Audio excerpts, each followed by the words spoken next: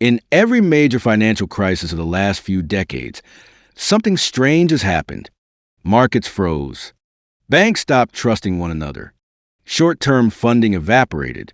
Headlines spoke of panic contagion and systemic risk. And then quietly the system stabilized. Not because parliaments rushed through rescue bills overnight. Not because taxpayers were asked to vote on trillion-dollar guarantees. And not because the public was even told what was happening in real time. The money simply appeared where it was needed. Liquidity returned. Catastrophe was avoided. Officially, there were no bailouts. This is the first illusion that has to be dismantled.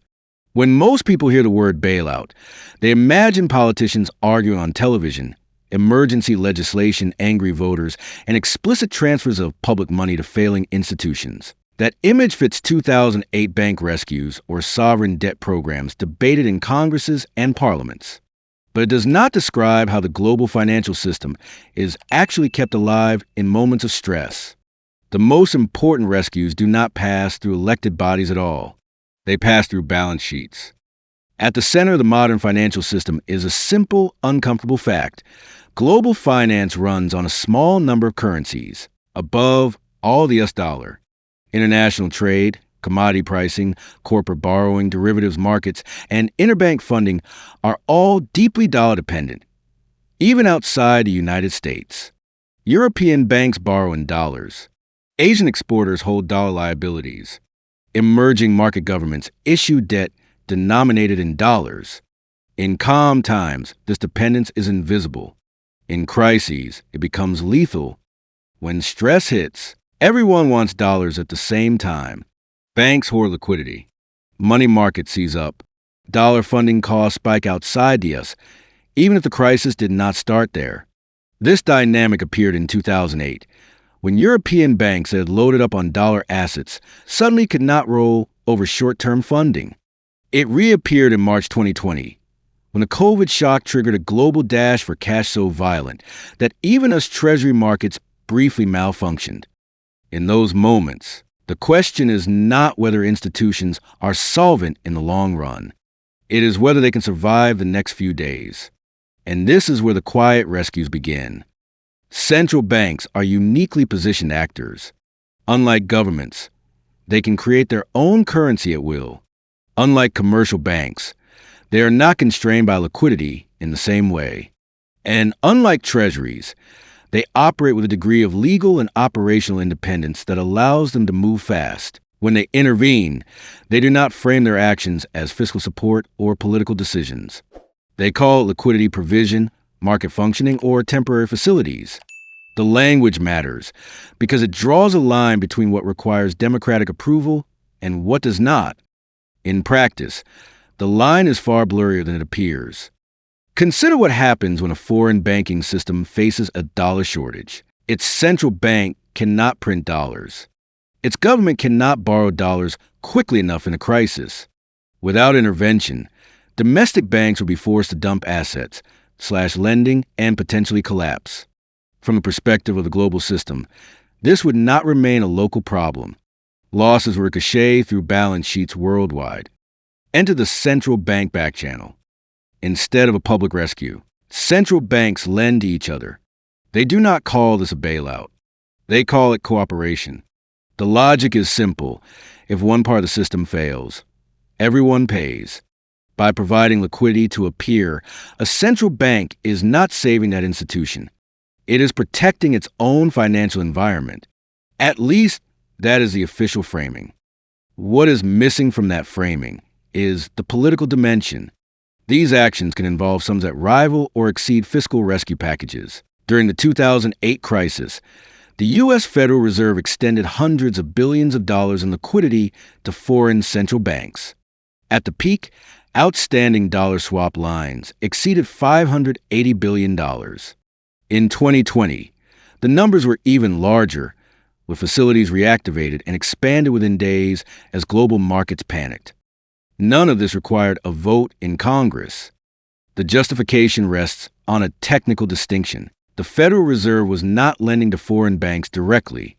It was lending to foreign central banks, which in turn lent dollars to institutions in their own jurisdictions.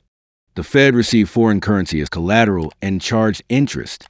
On paper, these were low-risk, reversible transactions between monetary authorities. Therefore, they were treated as monetary policy operations, not fiscal transfers. To the public, however, the effect was indistinguishable from a rescue. Entire banking systems were kept alive by access to dollars they could not otherwise obtain. The losses that would have materialized without intervention never appeared. And the political accountability mechanisms that normally accompany large public commitments were bypassed. This is why the word quietly matters. These operations are not hidden in the sense of being secret. Central banks eventually disclose them in reports and balance sheet data. But they are hidden in plain sight. The documentation is technical, delayed, and largely unread by anyone outside a narrow circle of specialists. By the time journalists or legislators notice, the crisis has passed and the urgency is gone. There's also a deeper reason why these rescues remain unspoken. Admitting that central banks routinely bail out not only their own systems, but each other would expose a structural truth. National sovereignty in finance is largely a myth. Modern money does not stop at borders. Neither do financial failures. The system functions because a small group of institutions implicitly agree to mutual support regardless of domestic politics. This arrangement did not emerge by accident. It is a product of repeated crises in which hesitation proved catastrophic. In the 1930s, central banks failed to coordinate, and the result was global depression. After World War II, mechanisms were built to prevent a repeat.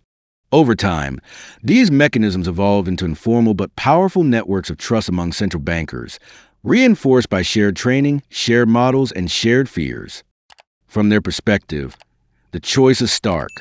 Act quietly and stabilize the system, or wait for democratic processes and risk collapse. From the public's perspective, the trade-off is rarely presented at all. People experience the consequences: asset price inflation, moral hazard, rising inequality, but not the decisions that produce them. So when officials insist that there was no bailout, they are often telling the truth in a narrow legal sense. No funds were appropriated. No laws were passed. No taxpayers were directly billed. But in an economic sense, the system was rescued all the same. Losses were prevented. Liquidity was socialized. Risk was mutualized across borders. Understanding this distinction is essential because it reframes how power operates in the modern financial world. The most consequential decisions are not made in televised debates or parliamentary chambers. They are made in conference calls between central banks, in standing facilities that activate automatically, and in balance sheet entries that most people will never read. To understand how central banks quietly bail each other out, one must first accept that the bailout is not an event. It is an infrastructure. And once that infrastructure is in place, it does not need permission to be used. If Part 1 exposed the illusion that nothing happened, Part 2 begins where mechanics actually live, in the plumbing of global money. To understand how central banks quietly bail each other out, you have to understand swap lines not as abstract policy tools, but as emergency pipes that keep the system from seizing up when pressure spikes. At its core, a central bank swap line is deceptively simple. Two central banks agree to exchange currencies with promise to reverse the transaction at a later date at a predetermined exchange rate. One side gets immediate access to foreign currency. The other gets a claim that is effectively risk-free. On balance sheets, it looks symmetrical and technical. In real life, it is anything but. Imagine a European bank that needs dollars. Not euros, not yen dollars. Its liabilities are in dollars because it financed dollar-denominated assets, us mortgage securities, global trade loans, derivatives contracts. Under normal conditions, that bank borrows dollars overnight or for a few weeks in wholesale funding markets. But in a crisis, those markets vanish. Lenders disappear. Trust collapses. The bank is not insolvent, but it is illiquid, and illiquidity is fatal. The European Central Bank cannot print dollars. Neither can the Bank of Japan, the Bank of England, or the Swiss National Bank. Only one institution can create unlimited dollars on demand, the U.S. Federal Reserve. That fact alone quietly elevates the Fed from a national authority to the backbone of global finance. Swap lines are how that power is exercised without saying so out loud. When a dollar shortage emerges outside the United States, the Fed opens or expands swap lines with selected foreign central banks. Through these lines, the Fed provides dollars to those central banks in exchange for their own currency at the prevailing exchange rate. The foreign central banks then lend those dollars to banks in their jurisdiction that cannot access funding on their own. From the perspective of a commercial bank in Frankfurt or Tokyo, the dollars appear as if by magic. From the perspective of the public, nothing appears at all. The key point is that this is not a market transaction. It is not priced by supply and demand. It is an administrative decision. The Fed decides who gets access, how much, and under what terms. In 2008, only a handful of central banks had standing swap lines. Others were excluded, even if their systems were under severe stress. That distinction between those inside the swap network and those outside proved to be a matter of survival. During the global financial crisis, the scale of these operations exploded. In December 2007, the Fed introduced temporary dollar liquidity swap lines with the ECB and the Swiss National Bank. As conditions worsened, the network expanded. By late 2008, the Fed had swap lines with 14 central banks. At the peak, more than $500 billion was outstanding through these facilities. None of this was debated in Congress in real time.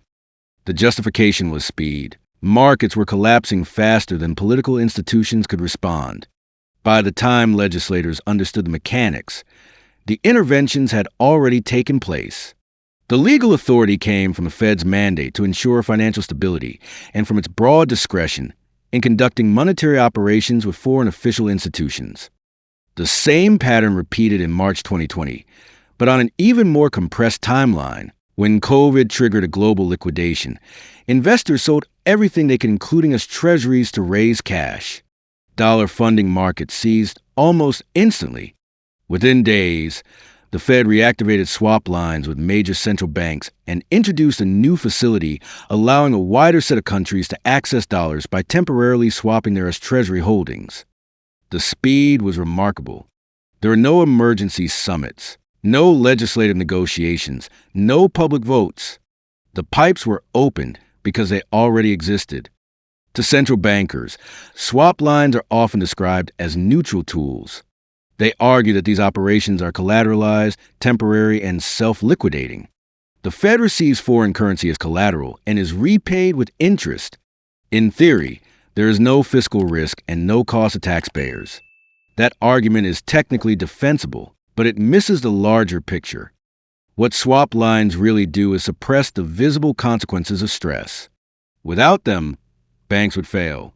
Asset prices would collapse further. Losses would be realized and allocated. With them, those outcomes are delayed or avoided entirely. The system survives, but the underlying imbalances remain. There is also an asymmetry of power embedded in the system. The Fed is not obligated to provide dollars to everyone. Access is selective. During crises, countries without swap lines experience sharper currency depreciation, capital flight, and higher borrowing costs. The presence or absence of a swap line becomes a signal to markets about which countries are inside the core of the global system and which are expendable. This was evident in 2008, when emerging markets without swap access faced severe dollar shortages, even if their domestic fundamentals were sound. It was evident again in 2020, when the Fed expanded access but still drew clear boundaries. Global stability, it turned out, was conditional.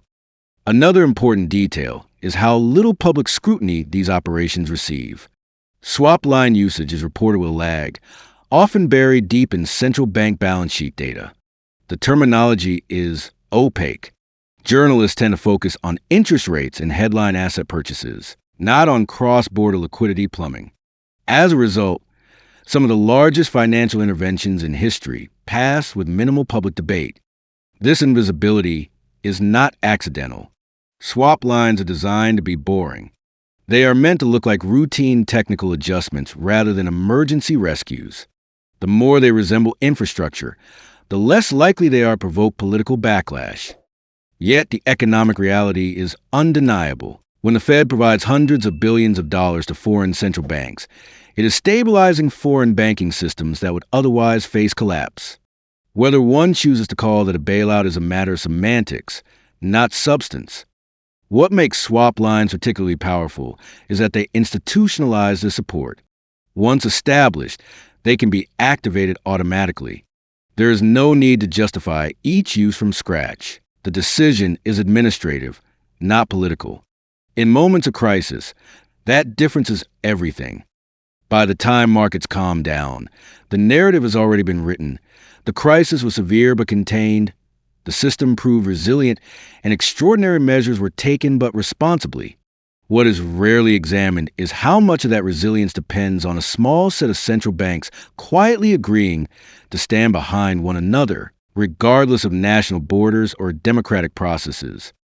Swap lines are not a temporary fix. They are the backbone of the current global monetary order. And as long as the world remains dependent on a few key currencies, especially the dollar, they will remain indispensable. The question is not whether they will be used again. It is whether the public will ever be asked what it means to live in a system where the most important rescues happen automatically, invisibly, and without consent. If swap lines are the pipes, then the Bank for International Settlements is the room where the engineers meet. It does not lend headlines. It does not give speeches to voters, and it does not pretend to represent the public. Yet it sits at the center of the system that allows central banks to quietly support one another when stress threatens to tear global finance apart. Most people have never heard of the BIS. That is not an accident. Founded in 1930, it predates the IMF, the World Bank, and even the modern Federal Reserve as we know it. Its original purpose was narrow, to manage German reparations after World War I.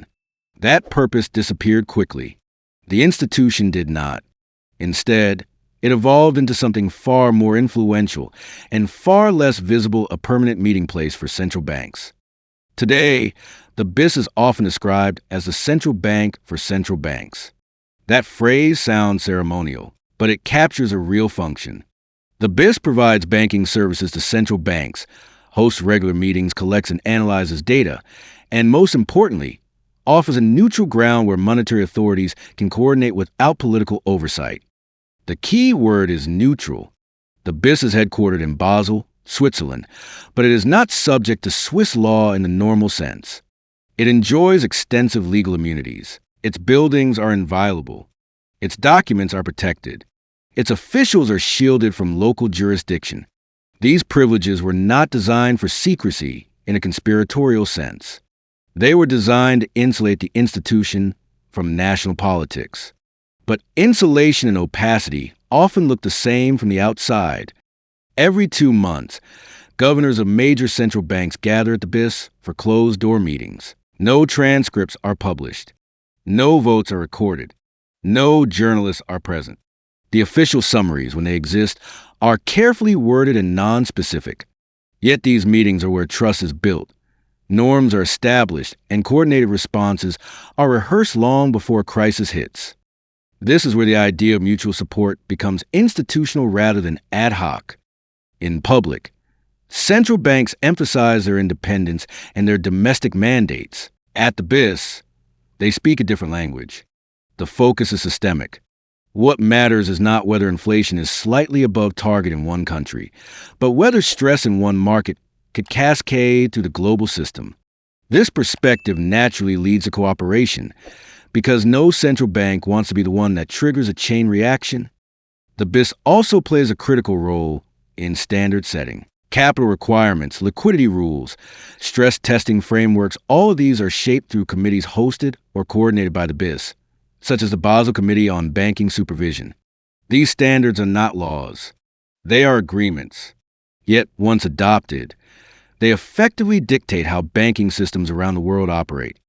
This matters for bailouts because standards determine what counts as a crisis and what counts as routine support. If liquidity provision is framed as a normal central banking function, then deploying massive resources in a crisis can be portrayed as compliance with best practice rather than extraordinary intervention.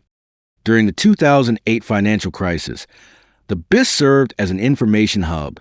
Central banks shared data on exposures, funding pressures, and market dysfunctions. They compared notes on what was breaking and what might break next, while governments debated stimulus packages and rescue plans in public. Central banks were already aligned on the need for aggressive liquidity support behind the scenes. The same pattern reappeared in 2020. Long before the public understood the scale of the COVID shock, central banks were in constant contact through BIS channels. When the Fed reactivated and expanded swap lines, it did so in an environment where the need had already been collectively acknowledged. The decisions looked unilateral, but they rested on a shared diagnosis shaped in private. Critically, the BIS does not need formal authority to be powerful. Its influence comes from convening the people who do have authority. Central bankers tend to share similar backgrounds, economics, PhDs, careers in finance or academia, exposure to the same models and crisis narratives. The BIS reinforces this shared worldview. Over time, it creates something like a professional culture with its own assumptions about what is necessary, acceptable, and inevitable. One of those assumptions is that transparency is a luxury in a crisis. Another is that democratic processes are too slow to deal with fast-moving financial panic. These beliefs are rarely stated outright, but they are embedded in how decisions are made. The legal structure of the BIS amplifies this dynamic because it is an international organization with immunity. It exists largely outside the reach of national courts and legislatures. No single government controls it. No electorate can vote it out of existence. This makes it stable and reliable from the perspective of central banks, but also unaccountable from the perspective of citizens. When critics argue that monetary policy has become detached from democratic control, they are often dismissed as misunderstanding central bank independence. What they miss is that independence is not exercised in isolation. It is exercised in networks. The BIS is the densest node in that network. This does not mean that central bankers gather in Basel to conspire against the public. That caricature misses the point. The system is not driven by malice, but by incentives and fears. Central banks are acutely aware that failure to act can have catastrophic consequences. They have seen what happens when coordination breaks down. In that context, quiet cooperation feels not only justified but necessary. But necessity has a way of hardening into permanence. Once the infrastructure for coordination is in place, once the meetings, the standards, the legal immunities, and the shared assumptions are normalized, it becomes difficult to imagine alternatives. The idea that such decisions could be open to broader debate begins to feel unrealistic, even dangerous. Stability becomes the overriding goal, and stability is defined internally. This is why the most important bailouts do not appear as events. They appear as processes. The BIS does not announce rescues. It enables them by maintaining the relationships, trust, and technical frameworks that make rapid action possible when the moment arrives. From the outside, it can look as if the system simply works. From the inside, it is constantly being held together by cooperation that is invisible by design. And that raises a fundamental question that has no easy answer. If the architecture that protects the global financial system operates beyond the reach of public scrutiny, who is it ultimately accountable to? That question leads directly to the final part of the story: why this system exists, why it persists, and why it is unlikely ever to be put to a vote. By the time a financial crisis is visible to the public, the most important decisions have already been made. Liquidity has been provided. Swap lines have been activated. Coordination has occurred. Markets are no longer in free fall. What remains is explanation, justification, and often denial that anything resembling a bailout ever took place. Part 4 is about why this system exists, why it endures, and why it is almost certain to remain outside democratic approval. The most practical reason is speed. Modern financial markets move faster than any legislative process. In a severe liquidity panic, a delay of hours can be catastrophic. Payment systems can freeze. Margin calls can cascade. Solvent institutions can fail simply because cash does not arrive in time. Central bankers learned this lesson repeatedly in the 20th century, and they learned it the hard way. In the early 1930s, central banks hesitated, coordination failed, and the result was a global depression. That historical memory still shapes behavior today. From that perspective, the logic of quiet cooperation is compelling. If central banks had to wait for parliamentary debates before acting, the system would likely collapse before permission was granted. The ability to act first and explain later is not a bug of the system. It is the core feature that makes it work. Swap lines, discoordination, and balance sheet-based interventions exist precisely to bypass political delay. But speed alone does not explain why this system has become permanent rather than exceptional. The deeper reason is that modern finance has grown too large, too interconnected, and too leveraged to tolerate full exposure to failure. Allowing markets to clear in the old-fashioned sense would mean accepting collapses so severe that the political consequences would be unbearable. Central banks are not just stabilizing markets. They are stabilizing the political order that depends on those markets functioning. This is where the system becomes self-reinforcing. Each successful intervention strengthens a belief that intervention is necessary. Each avoided collapse becomes proof that the tools work. Over time, extraordinary measures become standard practice. What once would have been called a rescue is rebranded as market functioning. What once required public justification becomes routine. There are benefits to this arrangement, and ignoring them would be dishonest. The system has prevented repeat depressions. It has reduced the frequency of outright banking collapses in advanced economies. It has kept credit flowing during shocks that might otherwise have triggered mass unemployment and social unrest. From a narrow stability perspective, the architecture has delivered results. The costs, however, are diffuse and delayed, which makes them harder to see and easier to dismiss. One cost is moral hazard. When banks and governments know that liquidity will appear in a crisis, they behave differently in good times. Leverage rises. Risk-taking increases. The system becomes more fragile, not less, even as it appears more stable on the surface. Central banks then find themselves trapped. Stepping back would cause the very collapse they have spent years preventing. Another cost is distributional. Asset prices benefit disproportionately from liquidity support. Financial markets recover faster than wages. Wealth holders are protected more effectively than labor. These outcomes are not the result of explicit policy choices debated in public, but of technical interventions justified as neutral. The political consequences, however, are very real. Perhaps the most profound cost is democratic. Decisions involving trillions of dollars, cross-border commitments, and systemic risk are made by unelected officials, coordinated through institutions that operate largely outside public view. Even when these decisions are disclosed, they are framed in language that discourages scrutiny. By the time accountability might be demanded, the crisis has passed and the urgency is gone. Supporters of the system argue that this is the price of stability. They point out that central banks are constrained by mandates, rules, and professional norms. They emphasize that swap lines are collateralized, temporary, and reversible. They insist that no taxpayer money is at risk. In technical terms, much of this is true. Yet focusing only on technicalities misses the larger reality. The system works by socializing liquidity risk at the highest level, across borders, without explicit consent. It replaces political decision making with administrative action. It assumes that preventing collapse justifies bypassing debate. What makes this arrangement especially durable is that there is no obvious alternative. Rolling it back would require accepting more frequent and more severe crises. Bringing it fully under democratic control would slow it down and politicize it, potentially making it ineffective. Even critics who recognize the democratic deficit struggle to articulate a workable replacement. As a result, the system persists not because it is loved, but because it is feared to be indispensable. Central bankers themselves are often uncomfortable with this reality. Many would prefer clearer political backing and shared responsibility. But in the absence of that, they act within the tools available to them. Quietly, technically, with the conviction that doing nothing would be worse. And so the global financial system is held together by arrangements that are everywhere and nowhere at once. Swap lines that activate without headlines.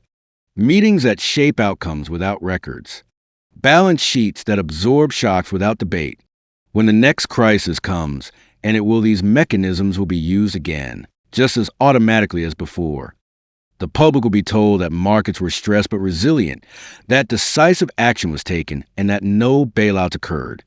In a narrow legal sense, that will be true. In every other sense that matters, the system will have been saved by institutions acting beyond the reach of the very people whose lives depend on their decisions. That is how central banks quietly bail each other out,